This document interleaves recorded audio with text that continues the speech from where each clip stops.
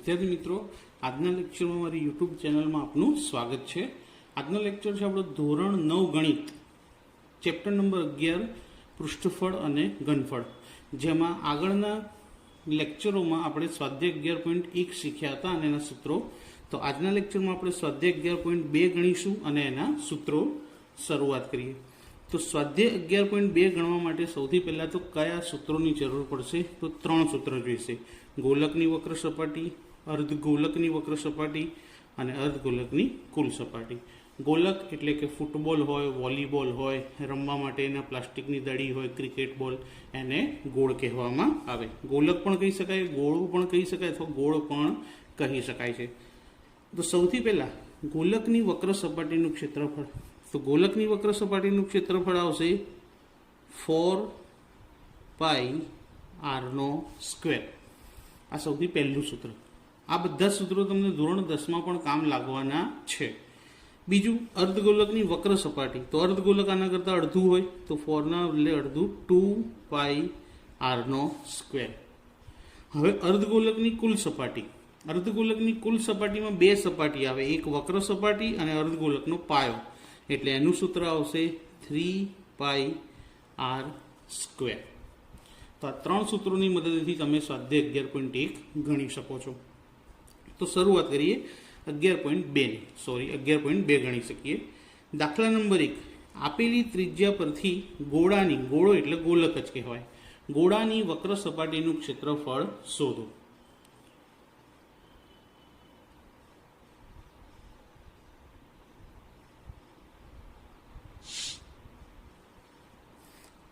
હવે સૌથી પહેલા ત્રિજ્યા શું આપી છે? 10.5। તો લખીએ કે ત્રિજ્યા r બરાબર 10.5 સેન્ટીમીટર। હવે એની વક્ર સપાટીનું ક્ષેત્રફળ। તો ગોળાની વક્ર સપાટી 4πr², તો અહીંયા લખીએ 4πr²। હવે એમાં કિંમતો મૂકીએ। સૌથી પહેલાં તો 4 જેમ છે એમના એમ જ, પાઈની કિંમત આપી નથી એટલે 22/7। r² એટલે ત્રિજ્યાનો વર્ગ, તો 10.5નો વર્ગ। ત્રિજ્યા આપણી 10.5 હતી। ફરી નીચે ગણતરી કરીએ, 4 × 22 ગુણ્યા, હવે કેટલી ઘાત છે? 2। 10.5ની 2 ઘાત એટલે 10.5 કેટલી વખત લખાય? 2 વખત લખાય। સાથે સાથે એનો પોઈન્ટ કાપી દઈએ, તો પોઈન્ટ પછી એક જ અંક હતો એટલે છેદમાં કેટલા આવે? 10। કેટલી વાર લખવા પડશે? 2 વખત। કેમ? કારણ કે 2 ઘાત હતી એટલા માટે। છેદ ઉડાડીએ। છેદ ઉડાડવું ખૂબ જ અગત્યનું છે, માટે ધ્યાનથી જોજો। સૌથી પહેલાં તો 7નો ઉડાડીએ 105 જોડે, 15 × 105। ત્યારબાદ 4 અને 10 બંને એક જ ઘડિયામાં આવે, 2ના, 2 × 2 = 4, 2 × 5 = 10। ફરીથી 2નો અને 10નો છેદ ઉડાડીએ તો 2 × 5 = 10। હવે નીચે જે આ 5 આવે એ 15 જોડે ઉડી જશે, તો 5 તરી 15।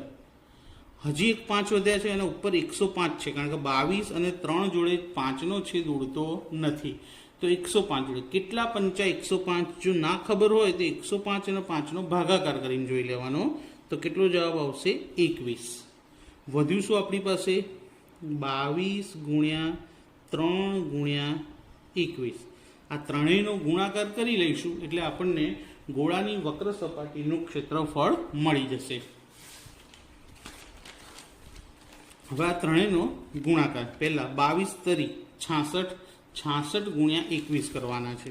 તો 66 × 21, એકમની શૂન્ય, 2 × 12નો બગડો, વધી 1, 2 × 12 અને 1 13, 1 × 6, 1 × 6, સરવાળો કરીએ, 6, 6 ને 2 8, 3ના 3, 1નો 1, 1386। 1386 સેન્ટીમીટર હતા, એટલે ક્ષેત્રફળ હોય તો શું લખાશે? સેન્ટીમીટર²। આ પહેલા દાખલાનો જવાબ મળ્યો। આવી જ રીતે બીજો દાખલો ગણીએ। એની અંદર ત્રિજ્યા કેટલી આપી છે? 5.6 સેન્ટીમીટર। તો ત્રિજ્યામાં લખીએ 5.6 સેમી।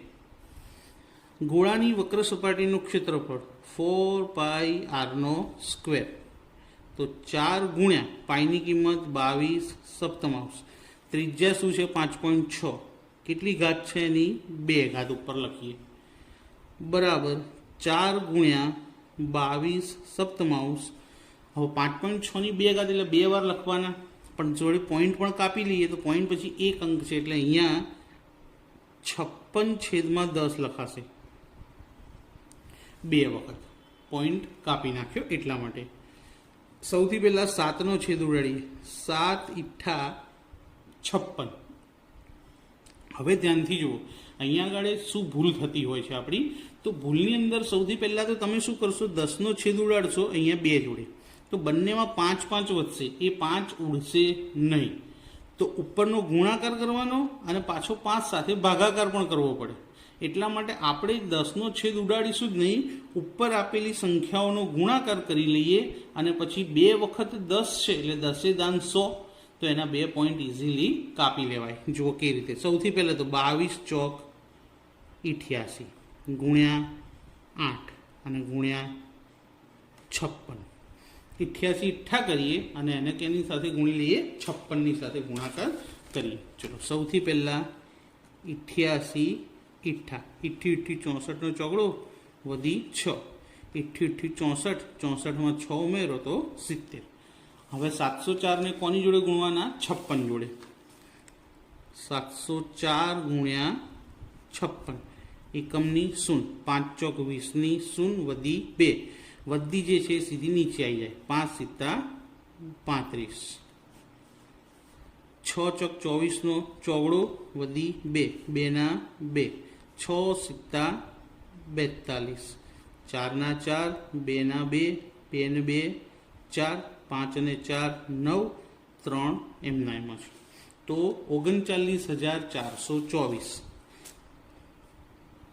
અહીં 10 ગુણ્યા 10 છેદમાં હતા તે પણ લખી દઈએ, તો આનો ઉપરનો ગુણાકાર શું મળ્યો, 39,424 છેદમાં 100.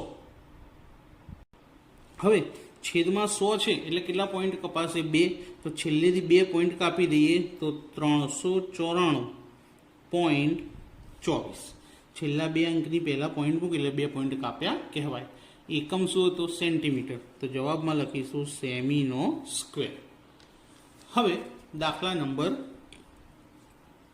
પહેલાનો ત્રીજો, જેમાં ત્રિજ્યા શું આપી છે, 14 આપેલી છે, તો 14 સેન્ટીમીટર. ગોળાની વક્ર સપાટીનું ક્ષેત્રફળ શોધવાનું છે, તો 4πr², 4 ગુણ્યા પાઈની કિંમત શું આવશે, 22/7. હવે આરની 2 ઘાત એટલે આર 2 વખત લખાશે તો ડાયરેક્ટ 14 2 વખત લખી દઈએ, 14 ગુણ્યા 14. કોનો છેદ ઉડાડવાનો, 7નો, તો 7 દુ 14, 22 ચોક 88, 14 દુ 28.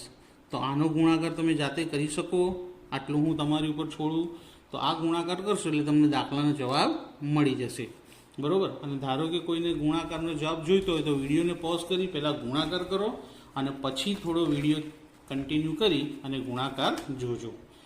તો ગુણાકાર કરી લઈએ, 88 ગુણ્યા 28 એકમની 0, 2 ઈઠ્ઠા 16નો છગડો વધી 1, 2 ઈઠ્ઠા 16 અને 1 17, ફરી 88 64નો ચોગડો વધી 6, 88 64 અને 6 70, 4 6 7 દુ 14નો ચોગડો વધી 1 1 અને 1 2, તો 2464. શું આન્સર આવશે આનો, 2464 સેન્ટીમીટર છે એટલે જોડે શું લખીશું, સેમીનો સ્ક્વેર.